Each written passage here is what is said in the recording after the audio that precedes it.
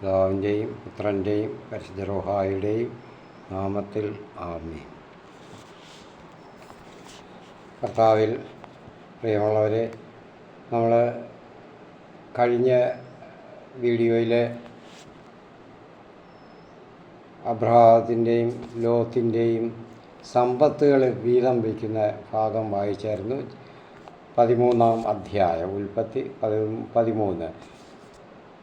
ഇനി അങ്ങനെ സമ്പത്തിലെ ലക്ഷ്യം വെച്ച് സമ്പത്ത് കൈവിടാൻ തുല്യമായിട്ടെന്നാൽ എൻ്റെ സംരക്ഷകനായ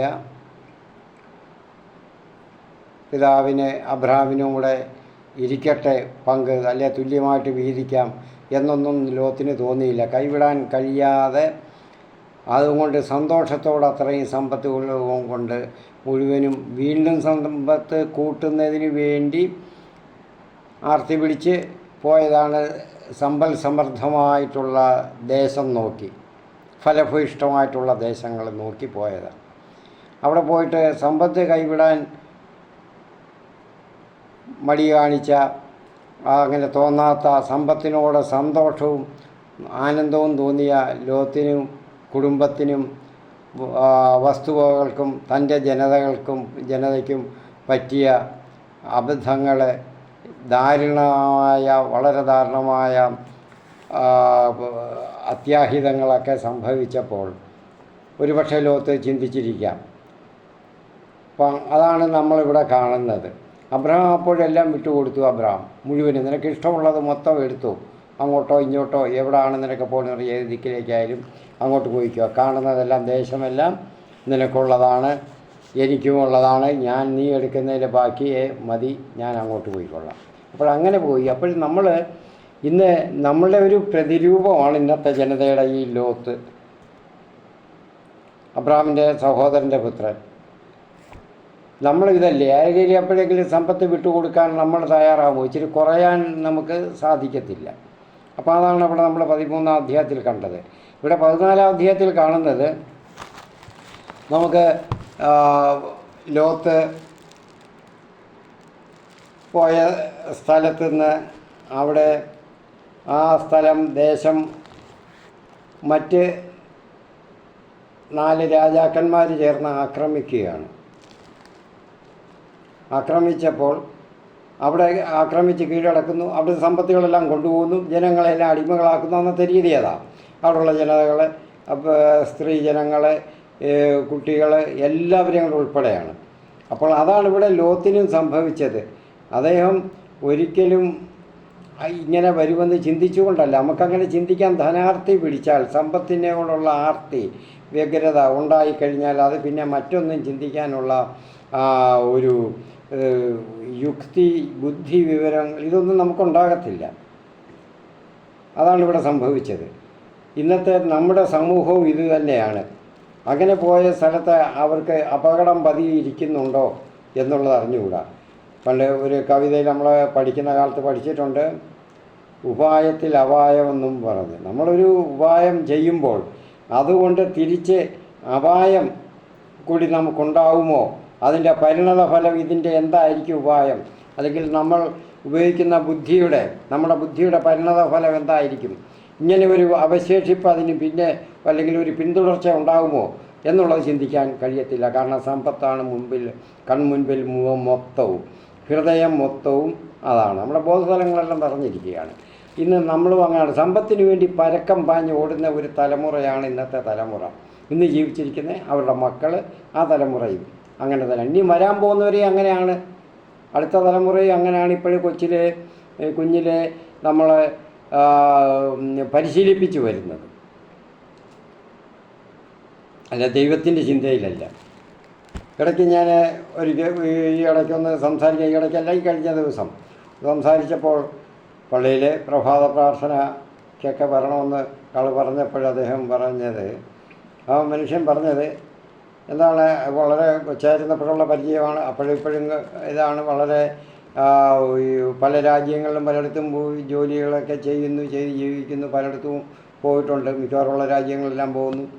അപ്പോൾ പറഞ്ഞത് അത് പ്രഭാത പ്രാർത്ഥന, അതായത് പള്ളി ശുശ്രൂഷകൾ ചെറുപ്പം മുതലിടപെട്ട മനുഷ്യനാണ്, ആ വ്യക്തിയാണ്. ഇപ്പം മനുഷ്യൻ എന്ന് പറയുന്നത് കൊച്ചുകാര്, നമ്മൾ പറയുന്ന പോലെ ഒന്ന് വിളിച്ചാൽ മതി. അപ്പോൾ ഇപ്പം പറയുന്നത് പ്രഭാത പ്രാർത്ഥനയെന്ന് പറയുന്നത് എന്താണെന്ന് അത് ഞാൻ കണ്ടിട്ട് പോലുമില്ല, കണ്ട ഓർമ്മയില്ല, കേട്ട ഓർമ്മയില്ല. പിന്നെ എപ്പോഴെങ്കിലും ഞാൻ ഉണരുമ്പോൾ പള്ളിയിൽ വരും, അപ്പോഴത്തേക്ക് നമ്മൾ പകുതിയാവും. അപ്പോൾ ഇന്നത്തെ ഇതാണ് എങ്ങനെയെങ്കിലും ധനം ആർജിക്കുക. ഈ ഒരു സമൂഹത്തിൻ്റെ നമ്മുടെ ഒരു ദോഷം ഇങ്ങനെ വന്നിരിക്കുകയാണ്. വേണമെങ്കിൽ അത്യാവശ്യത്തിന് ഓടിപ്പോയി ധ്യാന കേന്ദ്രങ്ങളിലോ സുവിശേഷ പന്തലിലോ കൺവെൻഷൻ പന്തലിലൊക്കെ പോയി ഇരിക്കാമല്ലോ. കേന്ദ്രങ്ങളൊക്കെ അവിടെയൊക്കെ പോയിരുന്ന് 2-3 ദിവസം വേണമെങ്കിൽ മെനക്കെട്ട് ഇരുന്നാലും കുഴപ്പമില്ല. അതിൽ കൂടുതൽ പറ്റത്തില്ല. നമുക്ക് വേണ്ടുന്ന അനുഗ്രഹങ്ങളും വേണ്ടുന്ന വകകളെല്ലാം കിട്ടും. ദൈവം കനിഞ്ഞ് ചിലപ്പോൾ ഇനി അവൻ രക്ഷപ്പെടട്ടെ എന്ന് പറഞ്ഞ് കനിഞ്ഞ് അനുഗ്രഹിച്ചെന്ന് വരും. കാര്യം ശരിയാണ്. പക്ഷേ ഒരിക്കലും അത് സ്ഥിരമാകത്തില്ല, സുസ്ഥിരമല്ല. അങ്ങനെയാണ് ഇന്നത്തെ തലമുറ അങ്ങനെയാണ് ചെയ്യുന്നത്. പ്രിയപ്പെട്ടവരെ, ലോത്തിൻ്റെ ഈ പാഠം നമ്മൾ പഠിക്കുമ്പോൾ ഇത് ഈ 13, 14, ഈ 16, ഈ 18 ഈ വാക്യങ്ങൾ 18, 19, 19-ാം വാക്യം 13, 14, 19 ഈ പാഠങ്ങൾ പഠിക്കുമ്പോൾ നമ്മൾ ഈ അധ്യായത്തിൽ ലോത്ത് നിറഞ്ഞു നിൽക്കുന്നുണ്ട്. അപ്പോൾ ഇത് നമ്മളെയും കൂടെയാണ്, നമ്മളുടെ ഇന്നത്തെ തലമുറയ്ക്ക് മനസ്സിലാക്കാൻ വേണ്ടിയാണ് നമ്മളെ പ്രതിനിധീകരിക്കുന്ന ആളാണെന്ന് ഞാൻ പറഞ്ഞതുകൊണ്ടാണ് അന്ന് ഗ്രന്ഥകാരൻ ഈ ലോത്തിനെ ഇത്ര വിശദമായിട്ട് അവതരിപ്പിച്ചിരിക്കുന്നത്. അത് പഠിക്കുന്നവരും പഠിപ്പിക്കുന്നവരും ഒക്കെ എല്ലാവരും അത് നമ്മൾ മനസ്സിലാക്കണം.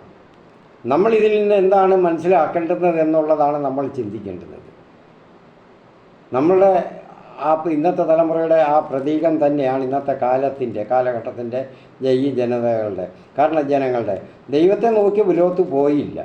ഓർമ്മിക്കണം, നമ്മളും ദൈവത്തെ നോക്കിയല്ല ഓടുന്നത്. നമ്മൾ ഓടുന്നത് മൊത്തം ധനത്തെ നോക്കിയാണ്. എന്തുമാത്രം ആർജിക്കാൻ പറ്റുമോ അത്രത്തോളം ആർജിക്കാൻ, അതേ ഉള്ളൂ നമ്മുടെ ലക്ഷ്യം. അപ്പോൾ അങ്ങനെ അവിടെ ലോത്ത് അപ്പോൾ കുറേ വർഷങ്ങളായി താമസിച്ചുകൊണ്ടിരിക്കുമ്പോൾ കുറച്ച് വർഷമായി, ഏതാനും വർഷമായി, ഒരുപാട് ആയിരിക്കില്ല. അങ്ങനെ താമസിച്ചുകൊണ്ടിരിക്കുമ്പോൾ ദൈവത്തിലേക്ക് എന്തായാലും തിരിയുന്നില്ല. പോയതെവിടെ? ഏറ്റവും പരിഷ്കൃതവും ആധുനികവുമായി അന്നത്തെ കാലത്ത് പരിഗണിക്കപ്പെട്ടു വരുന്ന ഒരു പ്രദേശമാണ്, ഒരു സമൂഹത്തിലോട്ടാണ്, ആ ദേശത്തിലോട്ടാണ്. അവിടെ എല്ലാം ഉണ്ട്, സർവ്വതുമുണ്ട്, സർവ്വ സൗകര്യങ്ങളും സർവ്വ സ്വാതന്ത്ര്യമുണ്ട്. സുശക്തമാണ് ആ ജനത. മറ്റുള്ളവരെ പോലെ അപരിഷ്കൃതമല്ല അവർക്ക്. കാരണം ഈ പരിഷ്കൃതം എന്ന് പറയുമ്പോൾ ദൈവനിഷേധമായി തിന്മയുടെ പ്രതീകമായി മാറുന്ന എല്ലാ സുഖഭോഗങ്ങളും അവിടെ ഉണ്ട് എന്നുണ്ടെങ്കിൽ അവർ പരിഷ്കൃതമായി. ഇന്നത്തെ നമ്മുടെ തലമുറയെ പോലെ നമുക്കിന്ന്. അപ്പോൾ അത് അങ്ങനെയാണ് ലോത്ത് പോയത്. പക്ഷേ ദൈവം അത് അധികം ക്ഷമിക്കാൻ തയ്യാറായില്ല. അവൻ തിരിയുന്ന സ്വഭാവമില്ല. അതുകൊണ്ടാണ് ദൈവം അവിടെ നശിപ്പിക്കാണ്ട് തീരുമാനിച്ചു. അവിടുത്തെ ജനതകളുടെ തിന്മ വളരെയധികം പെരുകി. അതുകൊണ്ട് അവരെ അവിടെ നിന്ന് നശിപ്പിക്കാനായിട്ട് തീരുമാനിച്ചത്. അപ്പോൾ അങ്ങനെ അവർ അടുത്തുള്ള 5 രാജാക്കന്മാരെ പ്രേരിപ്പിച്ചു. അവർക്ക് അങ്ങനെയുള്ള പ്രേരണ മനസ്സിലുണ്ടായി.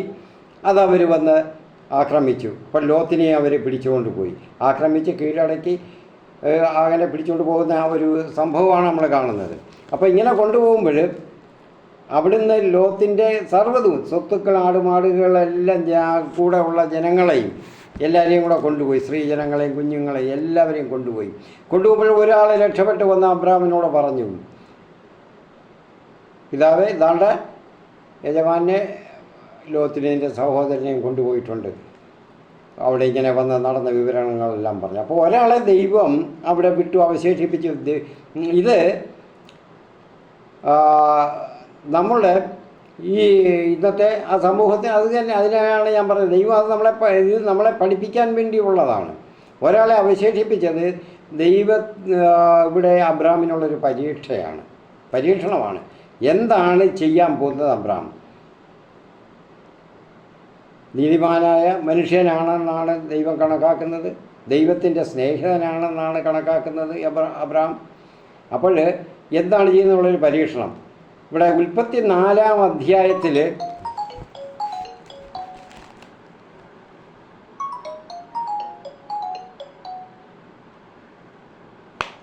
ഉൽപ്പത്തി 4-ാം അധ്യായത്തിൽ നമ്മൾ കാണുന്നുണ്ട് 4:9 കായേൻ്റെ നിലപാട് സഹോദരരോടുള്ളത്. അത് സഹോദരനെ കൊന്നിട്ട് അവൻ ആരും കണ്ടില്ല, ആരും അറിഞ്ഞില്ല എന്നുള്ള രീതിയിൽ അവനെ മറവ് ചെയ്തിട്ട് വരികയാണ്. വന്നപ്പോൾ കർത്താവ് ചോദിക്കും, ദൈവം പതിപോലെ വന്നപ്പോൾ അവനോട് ചോദിക്കും, നിൻ്റെ സഹോദരൻ ഇവിടെ? അപ്പോൾ പറയുന്നതായി, എൻ്റെ സഹോദരൻ്റെ കാവൽക്കാരനാണോ ഞാൻ എന്നാണ് ദൈവത്തോട് ചോദിക്കുന്നത്. ഇവിടെ അബ്രഹാമിൻ്റെ അടുത്ത് ഈ ലോത്തിൻ്റെ ഭൃത്യൻ വന്ന് പറയുമ്പോൾ അബ്രഹാമിൻ്റെ രക്തം തിളയ്ക്കുകയാണ്, ഹൃദയത്തിന് വേദന ഉണ്ടാവുകയാണ്. എൻ്റെ സഹോദരൻ്റെ മകൻ, എൻ്റെ മകൻ തന്നെ. അദ്ദേഹം തൻ്റെ ഇവിടെ പറയുന്നത് തൻ്റെ വീട്ടിൽ ജനിച്ച് വളർന്നവരും വയറ്റി തെളിഞ്ഞവരുമായ 318 പേരോടൊപ്പം അബ്രഹാം അവരെ പിന്തുടർന്നു, ഈ ശത്രുക്കളെ. ഓർമ്മിക്കണം, 5 രാജാക്കന്മാരെ 4 പേരാണ്, 4 രാജാക്കന്മാരാണ് എതിരിടുന്നത്. ഇവർ ഇത്രയും പേര്, അവരുടെ ആ രാജാക്കന്മാരുടെ സൈന്യങ്ങളും എല്ലാം ഉണ്ട്. അത്രയും പേരുടെ സൈന്യം വളരെ വലിയൊരു സൈന്യം. അപ്പോൾ അവരെ എതിരിടാനായിട്ട് കർത്താവ് പോയത്, ലോത്തിനെ രക്ഷിക്കാൻ വേണ്ടി പോയിരിക്കുന്നത് 318 പേരോടുകൂടി.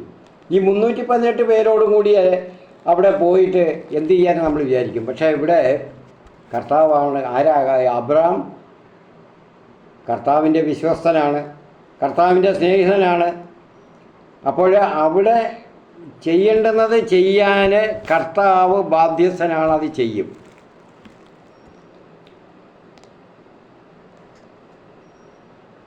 അങ്ങനെ ചെന്ന് അവരെ തോൽപ്പിച്ച് തിരിച്ച് കൊണ്ടുവന്നു.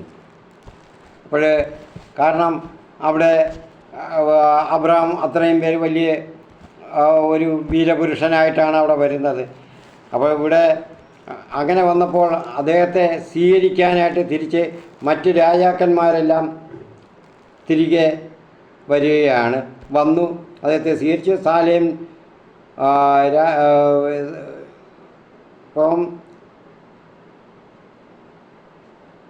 സാലേം രാജാവായ മൽക്കിസദേക്ക് അപ്പവും വീഞ്ഞും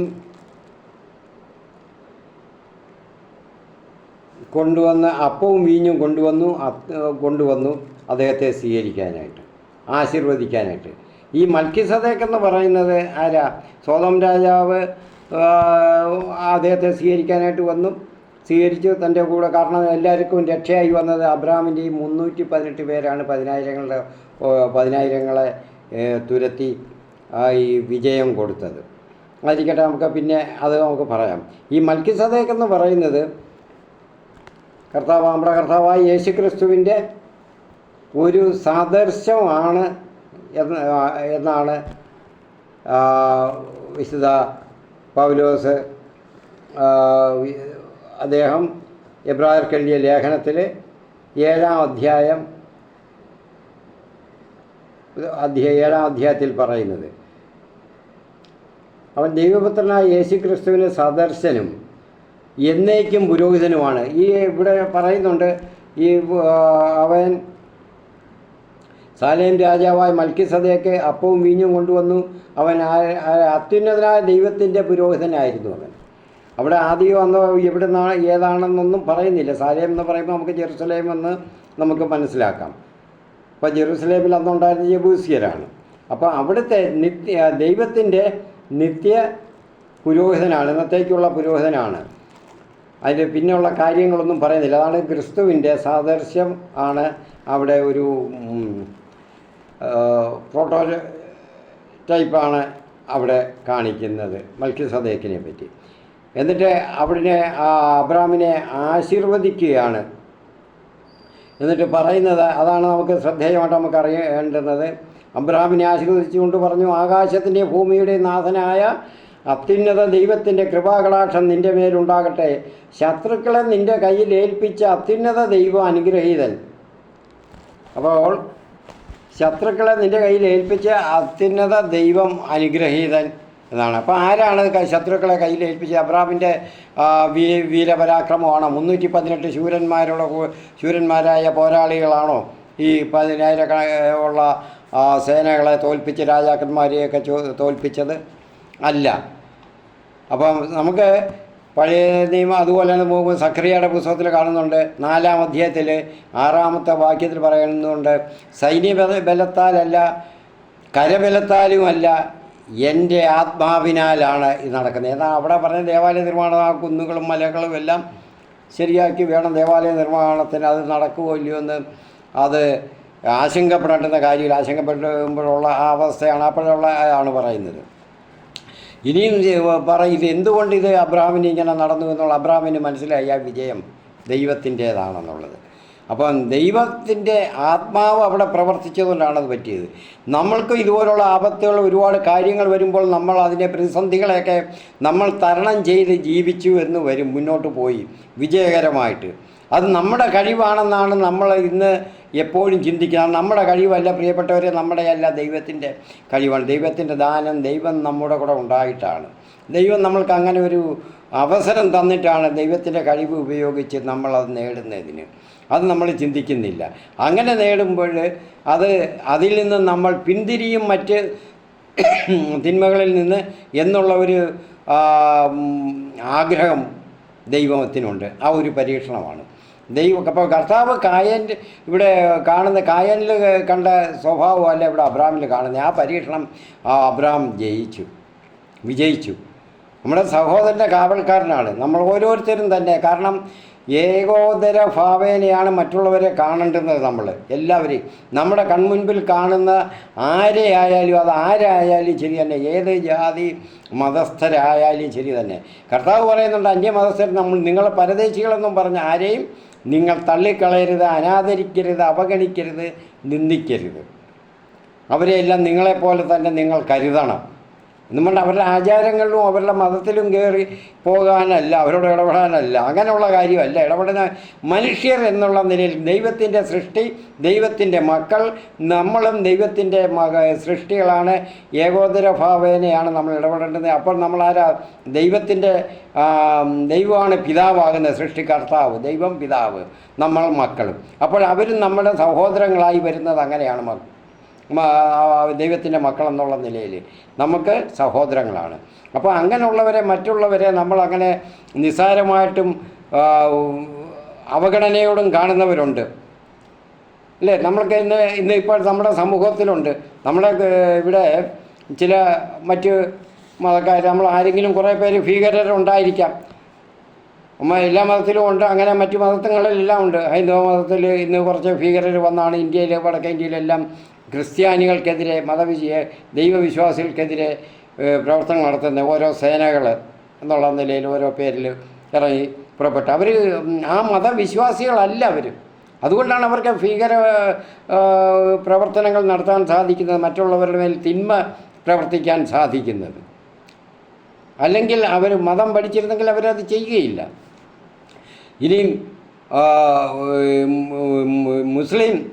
ഇസ്ലാം മതക്കാരെ കൂടുതലായിട്ട് ഇന്ന് ഏറ്റവും കൂടുതൽ വെറുക്കുന്നു. എന്തുകൊണ്ടാണ്? അവരിൽ കുറച്ച് പേര് ന്യൂനപക്ഷമാണ് ഇന്ന് ഇപ്പം മറ്റ് ജനതകളുടെ മേൽ അവരെ ഇല്ലായ്മ ചെയ്ത് ആധിപത്യം പുലർത്താനായിട്ട് നോക്കുന്നത്. അവരെ ഇല്ലായ്മ ചെയ്യണമെന്നുള്ളത്, എല്ലാം തങ്ങളുടേതാക്കി മാറ്റണം. അവരെ പൂഴി സ്വന്തമാക്കാൻ. നിൻ്റെ സന്തതികൾ അബ്രഹാമിനോട് പറഞ്ഞ പൂഴി ഈ കാണുന്ന പൂഴി എണ്ണാമെങ്കിൽ അതുപോലെ എണ്ണാം, ആ രീതി. അപ്പോൾ അവർ കണ്ടിരിക്കുന്ന അതാണ്. പൂഴിയെല്ലാം നമുക്കുള്ളതാണ്, അബ്രഹാമിൻ്റെ സന്തതികൾ. അപ്പോൾ അതാരാ? എത്ര പേരുണ്ട്? ഒരു ന്യൂനപക്ഷം. ബാക്കിയുള്ളവരോ 90% മനുഷ്യരാണ്. അവർ നല്ല മനുഷ്യരെന്ന് പറഞ്ഞാൽ മനുഷ്യത്വമുള്ളവരെന്നാണ് ഞാൻ പറഞ്ഞത്. നമ്മൾക്കാർക്കും ഇല്ലാത്ത ചില ഗുണവിശേഷങ്ങളാണ് അവരിലുള്ളത്. എൻ്റെ അനുഭവത്തിൽ അങ്ങനെയാണ്, ഞാൻ പലരും പറഞ്ഞ് കേട്ടിട്ടുള്ളതും അങ്ങനെയാണ്. ക്രിസ്ത്യാനികളെന്ന് പറഞ്ഞിട്ട്, അല്ലെങ്കിൽ അതിൻ്റെ പൂർണ്ണതയിലെത്തിയിരിക്കുന്ന കത്തോലിക്കരാണ്. ഒരു ക്രിസ്തീയ വിശ്വാസത്തിൻ്റെ പൂർണ്ണത കത്തോലിക്കർക്കാണ് അവകാശപ്പെടാൻ പറ്റുന്നത്. ആ കത്തോലിക്കരും എന്തു ചെയ്യുന്നു? ഈ സ്നേഹം, ഈ സഹോദര സ്നേഹം അതുപോലെ മറ്റുള്ളവരോട് കാണിക്കുന്നുണ്ടോ? മനുഷ്യ സ്നേഹം ഒരിക്കലുമില്ല. എനിക്കെന്തെങ്കിലും കുറവ് അതുകൊണ്ട് വന്നു പോകുമോ എന്നുള്ള ഭയമേ എല്ലാവർക്കും ഉള്ളൂ. ആ ഒരു ചിന്തയാണ് എല്ലാവരും ഭരിക്കുന്നത്. എന്നിട്ട് എല്ലാവരെയും ആക്ഷേപിക്കാനും അടച്ച് കുറ്റം പറയാനും നമ്മൾ യോഗ്യരല്ല. കാരണം അവർ അത്രയും ഇവരൊക്കെ ചെയ്യുന്ന നന്മകളൊന്നുമില്ല. നമ്മളിൽ ആ ഹിന്ദുമതത്തിലും അതുപോലെ ചെയ്യുന്നവർ, അതുപോലെ ഉള്ളവരുണ്ട്, നന്മ ചെയ്യുന്നവർ, മനുഷ്യരെ സ്നേഹിക്കുന്നവർ. അത് മനസ്സിലാക്കണം. അപ്പോൾ കർത്താവ് അവിടെ കർത്താവ് തന്നെ പറയുന്നുണ്ട്, പരദേശികളെ നമ്മൾ നിന്ദിക്കുകയും അവഗണിക്കുകയും ചെയ്യണമെന്നല്ലേ പറയുന്നത്.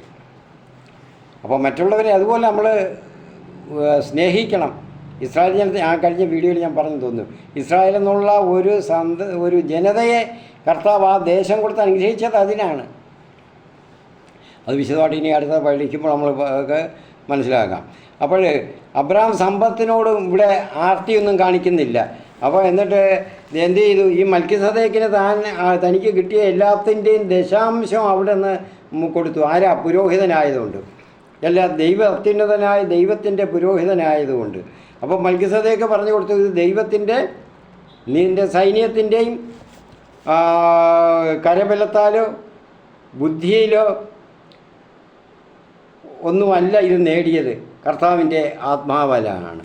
അപ്പോൾ സഖറിയായുടെ പുസ്തകത്തിൽ 9-ാം അധ്യായം 8-ാം വാക്യത്തിൽ തന്നെ പറയുന്നുണ്ട്, ആരും ഇറങ്ങി നടക്കാതിരിക്കാൻ ഞാൻ എൻ്റെ ഭവനത്തിന് ചുറ്റും പാളയമടിച്ച് കാവൽ നിൽക്കും. ആരാ? കർത്താവ്. എൻ്റെ ഭവനം എന്ന് പറയുമ്പോൾ ആരാ? എന്നെ സ്നേഹിത, കർത്താവിനെ സ്നേഹിക്കുന്ന കർത്താവിൻ്റെ അനുയായികൾക്ക്, കർത്താവിൻ്റെ സ്നേഹിതർ. ഇവിടെ അബ്രഹാം കർത്താവിൻ്റെ സ്നേഹിതനാണ്. അപ്പോൾ നമ്മൾ വിശ്വാസത്തിൽ വന്നവർ എല്ലാവരും ദൈവത്തിൻ്റെ സ്നേഹിതരാണ്, ദൈവത്തിൻ്റെ മക്കളാണ്, പിതാവിൻ്റെ മക്കളാണ്.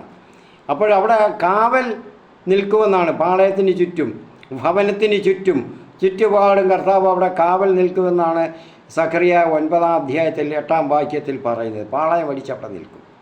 അതാണ് ഇവിടെ അബ്രഹാമിന് അവിടെ വിജയിക്കാൻ പറ്റിയത്. അബ്രഹാം അവിടെ ചെന്ന് കഴിഞ്ഞാൽ അവർക്ക് പിന്നെ അനങ്ങാൻ പറ്റത്തില്ല, തൊടാൻ പറ്റത്തില്ല. കർത്താവാണ് അവിടെ യുദ്ധം ചെയ്യുന്ന, ദൈവമാണ് നമുക്ക് വേണ്ടി അവിടെ യുദ്ധം ചെയ്യുന്നത്. നമ്മുടെ ജീവിതത്തിലും അതുപോലാണ്. തിന്മകൾ വരുമ്പോൾ നമ്മൾ നേടിയത് നമ്മുടെ കരബലത്താലല്ല, നമ്മുടെ ബുദ്ധിയിലല്ല, പിന്നെയോ ദൈവത്തിൻ്റെ കരത്താലാണ് വിജയം നേടിയത്. ദൈവം പാളയം അടിച്ച് അവിടെ നിൽക്കുന്നുണ്ട്. കർത്താവ് പറയുന്നുണ്ട്. അതുപോലെ തന്നെ സഖറിയയുടെ പുസ്തകത്തിൽ തന്നെ പറയുന്നുണ്ട്,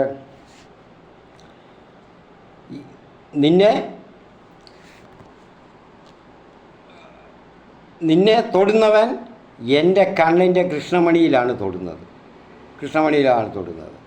അപ്പോൾ പിന്നെ അവരെ ശത്രുവായിട്ടുള്ളവന് പിന്നെ എങ്ങനെയാണ് നാശമേ ഉണ്ടാകുകയുള്ളൂ? പിന്നെന്തിനാണ് നമ്മൾ ഭയക്കുന്നത്? അതുകൊണ്ട് നമ്മൾ ഭയന്നിട്ട് കാര്യമില്ല. അപ്പോൾ പക്ഷേ നമ്മൾ കർത്താവിൻ്റെ വിശ്വസ്തനായിരിക്കണം. ആണെങ്കിൽ നമ്മൾ കർത്താവ് എന്തിനാണ് നമ്മളെ അങ്ങനെ ആക്കി വെച്ചത്? എല്ലാത്തിലും ഉന്നതമായ ഒരു പദവി തന്നു വിട്ടത്.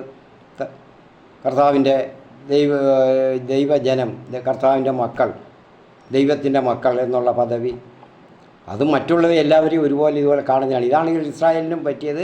ഞാൻ കഴിഞ്ഞ വീഡിയോയിലും അതിന് മുൻപോ പറഞ്ഞിരുന്നു അതൊക്കെ, ഇസ്രായേലിൻ്റെ ആ പറ്റിയ തെറ്റുകൾ.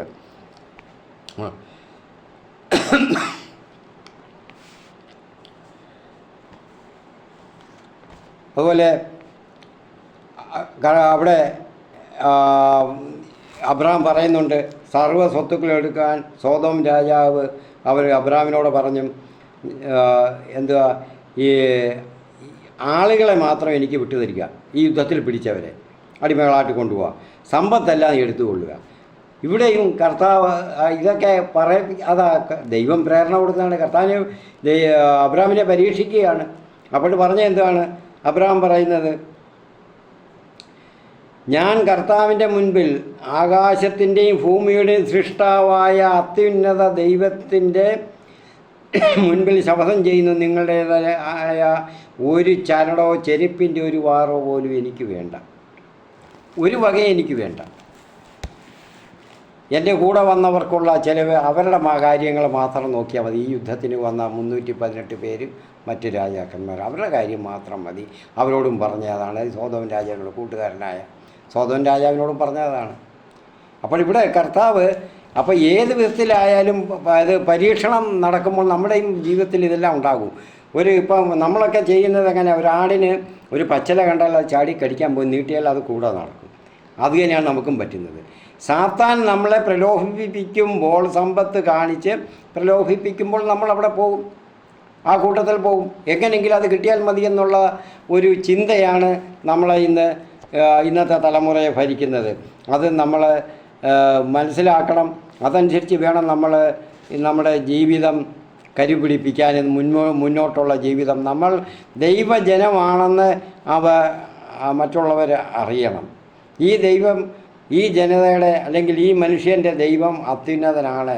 ആ ശ്രേഷ്ഠനായ ദൈവത്തിൻ്റെ മുൻപിൽ ഇവർ സഖറിയയുടെ പുസ്തകത്തിൽ തന്നെ കാണുന്ന ചില വാക്യങ്ങളാണ് ഞാൻ പറയുന്നത്. അപ്പോൾ ആ ദൈവത്തെ നമുക്ക് പോയി ആരാധിക്കാം, നമുക്കും അവിടെ പോയി ആരാധിക്കാം, അവനോടൊപ്പം കൂടാം എന്ന് ഓരോ ജനതയ്ക്കും പറയാൻ പറ്റണം. ഇന്ന് നമ്മളെ കണ്ടിട്ട് അങ്ങനെ പറയുമോ? ഒരു ക്രിസ്ത്യാനിയെ കണ്ടിട്ട് ഈ ആരെങ്കിലും അങ്ങനെ പറയുമോ? മറ്റ് ജനങ്ങളാരെങ്കിലും ഒരിക്കലും പറയത്തില്ല, പറയാൻ പറ്റത്തില്ല. നമ്മളെ കണ്ടിട്ട് പറയുന്നത് ഇത്രയും പിശാചിൻ്റെ തന്നെയായിട്ടുള്ള സന്തതികൾ ആരാധകരാണെന്നേ പറയത്തുള്ളൂ. കാരണം ധനത്തെയാണ് നമ്മൾ ലക്ഷ്യം വയ്ക്കുന്നത്. ധനം ആരുടെ വകയാണ്? ധനം ദൈവത്തിൻ്റെ വകയാണ്. പക്ഷേ അത് അന്യായമായിട്ട് വയ്ക്കുമ്പോൾ പിശാചിൻ്റെ വകയാണ്, നമ്മുടെയല്ല. അപ്പോൾ നമ്മൾ ചെയ്യുന്നതൊക്കെ അതാണ്. നീതിയുക്തമായിട്ട് നമുക്ക് വേണമെങ്കിൽ നമ്മുടെ ആവശ്യമാണ് ഉള്ളതാണ് വേണ്ടുന്നത്. അല്ലാതിരിക്കുന്നതെല്ലാം പിശാചി തന്നത് തന്നെയാണ്. മറ്റുള്ളവർക്ക് ഉപകാരപ്പെടാത്ത സ്വത്താണ്. വിശുദ്ധ യാക്കോബും വിശുദ്ധ അംബ്രോസ് അവരൊക്കെ പറയുന്നത് ഇതാണ്. നമ്മൾക്ക് ആവശ്യത്തിൽ കൂടുതൽ ഉള്ളത് നമ്മുടെ വകയല്ല, അത് സാത്താൻ്റെ വകയാണ്. ദൈവം തന്ന് ഏൽപ്പിച്ചു, പക്ഷേ നമ്മൾ അന്യായമായിട്ട് വെച്ചിരിക്കുമ്പോൾ നമ്മുടെ വകയിൽ സാത്താൻ്റെ വകയാണ് നമ്മൾ കയ്യിൽ വെച്ചിരിക്കുന്നെങ്കിൽ നമ്മൾ സാത്താൻ്റെ ആരാധകരാണ്. ധനം എന്ന വിഗ്രഹത്തെ ആരാധിക്കുന്നവരാണ്. ഇതുപോലുള്ള പ്രലോഭനങ്ങളൊക്കെ നമ്മുടെ കുടുംബത്തിലുണ്ടാകാം, നമ്മുടെ സമൂഹത്തിലുണ്ടാകാം. അപ്പോഴൊക്കെ നമ്മൾ ചെയ്യേണ്ടുന്ന കാര്യം ഇതാണ്. അപ്പോൾ നമ്മൾ അതിനുള്ള ഒരു മാതൃക നമ്മളുണ്ടാകണം. ഞാൻ ദൈവത്തിൻ്റെ മകനാണ്, ദൈവത്തിൻ്റെ സൃഷ്ടിയാണ്, ദൈവത്തിൻ്റെ മകനാണ്, അപ്പോൾ ദൈവത്തിൻ്റെ ജനതയിൽപ്പെട്ടവനാണ്, അപ്പോൾ എനിക്ക് അതിൽ സ്ഥാനമില്ല, എനിക്കത് വേണ്ട എന്ന് നമ്മുടെ പിതാവായ അബ്രഹാത്തെ പറ്റി നമ്മൾക്ക് പഠിക്കുമ്പോൾ നമ്മൾ മനസ്സിലാക്കേണ്ടത് ഇതാണ് പ്രത്യേകമായിട്ട്. അപ്പോൾ അത് നമ്മളെ പ്രവർത്തനത്തിൽ വേണം നമ്മൾ കാണിക്കാൻ, അത് പറഞ്ഞുകൊണ്ടല്ല. ഇവിടെ അബ്രഹാം ചെയ്തത് അതാണ്, ഒന്നും വേണ്ടെന്ന് പറഞ്ഞ് ഉപേക്ഷിച്ചത്. ഇവിടെ നമ്മൾ പ്രവൃത്തിയിൽ കാണിക്കുമോ? കരഞ്ഞ് പ്രാർത്ഥിക്കും. നമ്മൾ കരഞ്ഞ് കണ്ണീര് കുടുകൂടെ ഒഴുക്കി നമ്മൾ പ്രാർത്ഥിക്കുമ്പോൾ കണ്ണീരൊഴുകും. അതല്ല ദൈവം ആവശ്യപ്പെടുന്നത്. ആ കണ്ണുനീരല്ല, നമ്മുടെ പ്രവൃത്തി ദോഷത്താൽ ഇങ്ങനെ വന്നു പോയല്ലോ, പ്രവൃത്തി ദോഷം ഞാൻ ചെയ്ത്, അതിൽ ദോഷമായിട്ടുള്ളത് ദൈവത്തിന് ഹിതകരമല്ലാത്തത് ഞാൻ ചെയ്തു പോയല്ലോ, ദൈവത്തിൻ്റെ പുത്രത്വത്തിന് എതിരായിട്ടുള്ള ദോഷം ഞാൻ ചെയ്തു പോയല്ലോ എന്നുള്ളതിലാണ് നമ്മൾ കണ്ണീരൊഴുക്കേണ്ടുന്നത്. കണ്ണീരൊഴുക്കി പ്രാർത്ഥിച്ചുകൊണ്ടായില്ല, എന്ത് ചെയ്യണം? പ്രവൃത്തിയിൽ കാണണം. അത് യോഹന്നാൻ ശ്ലീഹായുടെ ലേഖനം, 1-ാം ലേഖനം 3-ാം അധ്യായം 18-ാം വാക്യത്തിൽ പറയുന്നുണ്ട്, വാക്കാലോ പ്രവൃത്തിയാലോ മാത്രമല്ല, പിന്നെ സത്യത്തിലുമാണ് സ്നേഹം അനുഭവപ്പെടേണ്ടത്. സത്യം എന്താണ്? ദൈവം. സത്യം എന്ന് പറയുമ്പോൾ വചനം, ദൈവം. ഈ വചനം എങ്ങനെയാണ് പറയുന്നത്? പ്രവൃത്തിയിലും കൂടെ കാണിക്കണമെന്നാണ്. വിശുദ്ധ യാക്കോബും പറയുന്നതാണ്, പ്രവൃത്തിയില്ലാത്ത സ്നേഹം എന്തുവാ സഹോദര സ്നേഹം? പ്രവൃത്തിയില്ലാത്തത് ചത്തതാണ്, ചീഞ്ഞതാണ്, അത് സാത്താൻ്റെ വകയാണ്. എന്നിട്ട് തന്നെ യോഹന്നാൻ പറയുന്നുണ്ട്, 1-ാം ലേഖനത്തിൽ 5-ാം അധ്യായം 1-ാം ലേഖനത്തിൽ 18-ാം വാക്യത്തിൽ എന്ന് പറയുന്നത്, ദൈവത്തിൽ നിന്ന് ജനിച്ചവനെ ദൈവപുത്രൻ സംരക്ഷിക്കുന്നുണ്ട്. അതായത് കർത്താവായ യേശുക്രിസ്തു. അതുകൊണ്ട് അവന് പാപം ചെയ്യാൻ കഴിയത്തില്ല, അവന് വിരോധം വയ്ക്കാൻ കഴിയത്തില്ല മറ്റുള്ളവരോട്. അപ്പോൾ അവൻ്റെ സഹായത്തിന്, മറ്റുള്ളവരുടെ കണ്ടുമുട്ടുന്നവരുടെ സഹായത്തിന് എത്താതിരിക്കാൻ കഴിയത്തില്ല. അപ്പം നമ്മളും ഈ അവസ്ഥയിലാകണം ഓരോ ക്രിസ്ത്യാനിയും, ഓരോ ദൈവവിശ്വാസിയും, ദൈവജനവും. ഇതൊക്കെ നമ്മുടെ കിതാബിലുണ്ടല്ലേ, നമ്മുടെ പുസ്തകത്തിലുണ്ട്. പക്ഷെ നമ്മളുടെ ക്രിസ്ത്യാനിയുടെ മനസ്സിലില്ല, കത്തോലിക്കൻ്റെ മനസ്സിൽ ഇല്ല. മലങ്കര കത്തോലിക്കൻ എന്നുള്ള ഞാൻ അഭിമാനിക്കുന്നു, എനിക്ക് അഹങ്കാരമുണ്ട്, ഞാൻ മലങ്കര കത്തോലിക്കനാണെന്നുള്ളത്. എനിക്ക് അത് ക്രിസ്തീയതയുടെ പൂർണ്ണ രൂപം കത്തോലിക്ക സഭയിലേ ഉള്ളത്. ഇനി ആരല്ലെന്ന് പറഞ്ഞാലും ശരി തന്നെ, അത് ഞാൻ പറഞ്ഞു തരാം. അങ്ങനെയുള്ളവർ എന്നോട് നേരിട്ട് വിളിച്ച് ചോദിക്കുക, സംസാരിക്കാം, അല്ലെങ്കിൽ സംസാരിക്കാൻ വരിക. അപ്പോൾ അങ്ങനെ ഞാൻ അഹങ്കരിക്കുന്നുവെങ്കിൽ നമ്മൾ ഓരോരുത്തരും അഹങ്കരിക്കുന്നുണ്ട്. പക്ഷേ പ്രവൃത്തി തിരിച്ചാണെങ്കിൽ എന്തോ പ്രയോജനമുണ്ട്. അതാണ് വിശുദ്ധ യോഹന്നാൻ്റെ ഈ ലേഖനത്തിലും പറയുന്നത്. ദൈവത്തിൽ നിന്ന് ജനിച്ചവന് പാപം ചെയ്യാൻ പറ്റില്ല. അതാണ് അബ്രഹാമിലൂടെ വന്നത്.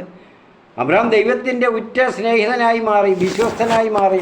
അതുകൊണ്ടാണ് അബ്രഹാത്തിനെ ദൈവം നീതിമാനായിട്ട് കണക്കാക്കിയത്.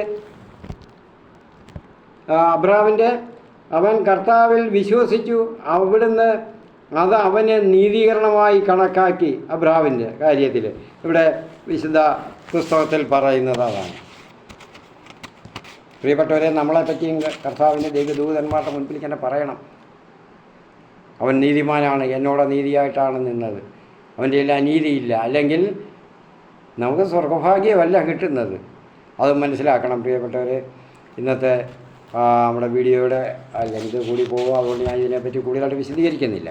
കൂടുതൽ വിശദീകരിച്ചുകൊണ്ടിരുന്ന് നല്ല സമയം അങ്ങ് നീണ്ടുപോകും. നമുക്ക് ഉപസംഹരിക്കാം.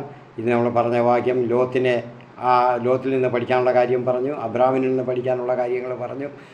നമ്മളുടെ സമൂഹത്തിലും നമ്മുടെ ഭവനത്തിലും നമ്മൾ എങ്ങനെയായിരിക്കണം എന്നുള്ള കാര്യവും പറഞ്ഞു. അനീതിയോടെ നമ്മൾ പടവെട്ടണം.